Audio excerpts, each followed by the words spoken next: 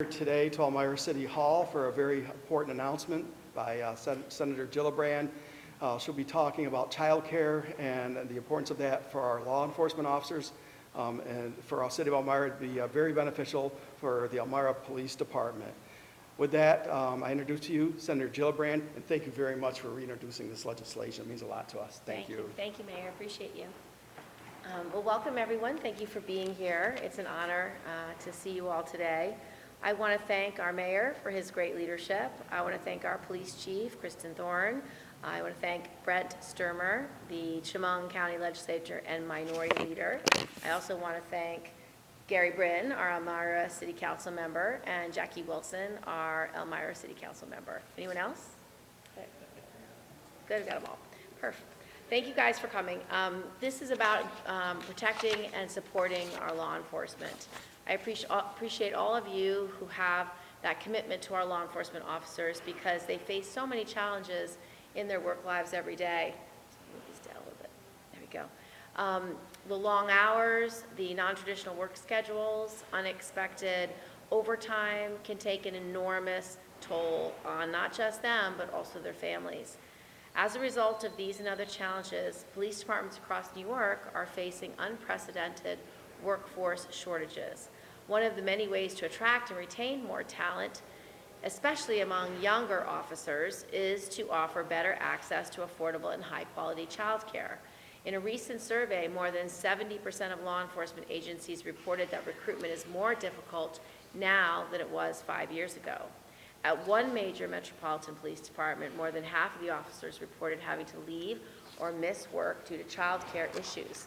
It's important that it's an issue that not only affects young members of our police force, but especially women who make up only 14% of sworn officers and 4% of police chiefs. Offering child care is a powerful recruitment tool and an important retention tool, and it's an essential way to promote public safety while maintaining a stable law enforcement workforce. It's certainly not only the only tool in the toolbox, but it's an important one, and it's a powerful one that we should not ignore. I wrote a piece of legislation called Providing Child Care for Police Officers Act.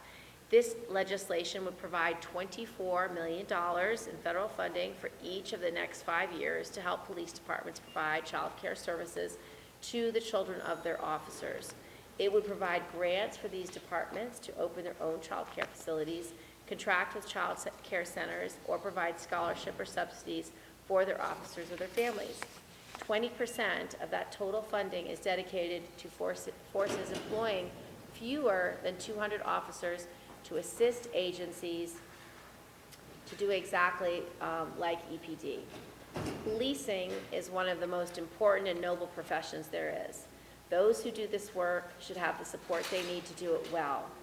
This legislation would help provide that flexibility. It would empower police departments to retain their personnel by prioritizing officer and family wellness, and it would help make sure we recruit the best talent to our law enforcement agencies.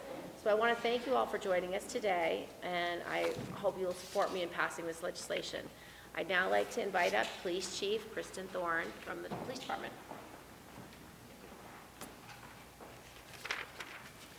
All right, I'll be brief.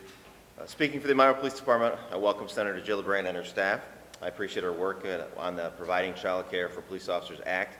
In my experience, shift work while having children of an age where there's a need of child care is very taxing. That would go for police work or other workforces also. Add on to that some of the collateral duties that many of the officers have, a SWAT call out in the middle of the night or a Detective Bureau call out in the middle of the night. The access to child care would be an incentive for officers to put in for some of these collateral duties where our pool of officers would widen, allowing us to choose the best officers for these positions internally. Along the same lines, we have this access to child care. We may receive more applicants to the police department to come to EPD that without this may not have applied to begin with. A big benefit to us. Thank you, Senator, for your support on this bill and your support for law enforcement. So, thank you. Now I'll introduce Brent Sturmer, Chemung County Legislator and Minority Leader, to come up and say some words. Thank you, Senator.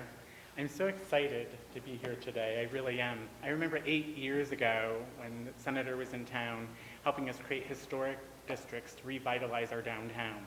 So she's always had a passion for our community, and so I'm so excited that she's here in Elmira today and working on this legislation to help us once again. So thank you so much, Senator. I appreciate all your hard work. Thank you very much. I'd like to take any questions. First on topic. Yes, Senator, how can legislation like this open a door for other agencies and other people across the state to access to very important documents? It's very important. So what we found is that certain industries really need 24/7 availability. So I started this effort with our service members in the armed services, because when you're in the armed services, your shift might start at 4 a.m.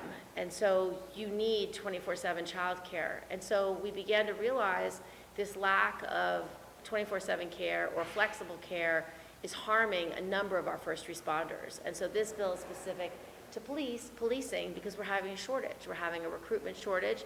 We're not getting all of the best and brightest that we need. And the truth is, when you're young and you're having children, that's when you have the least say in your hours. You're definitely going to be given the graveyard shift. You're definitely going to be given the early morning hours, because that's how you train new recruits. And so we want to do this specifically for law enforcement, but I can imagine if this worked, we would also do it for EMTs, we would do it for firefighters, we would do it for nurses, other first responders, and critical care workers who are on the front lines, who don't get to pick their hours, but we need them to work. So ideally, we would expand this idea to all critical workers. Go ahead. In terms of providing the childcare, can you kind of go into that a little bit further? If this is establishing new places in the area, how this will work for what's happening? Because there has been a shortage of childcare in general within this area as well as New York State. So just establishing that and how that will move forward. So it incentivizes the police departments that apply for the money to choose what's best for them. So if there is no child care, it might be enough money for the police department to build an on-site care. Or it might be enough to contract with another statewide care provider to come and locate in Elmira. So it gives them the flexibility to spend the money in the way that gets them the providers that they need. So it would be whatever's best for Elmira. Go ahead. What do you want to say to people who want to cut police funding instead of increasing it? I think public safety is important to everyone. And when I talk to people around the state, I've not been to any communities that want less public safety. Everyone wants public safety.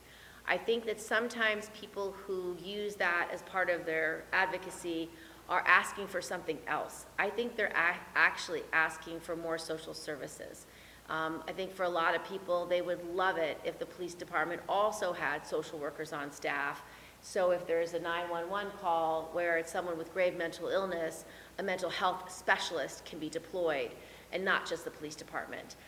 So I think it's a misnomer as to what they're actually asking for, because I've never met a New Yorker who doesn't want more public safety. They want more public safety. But I think they also want to have resources go to additional providers like social workers to enhance public safety for special care and special assignments.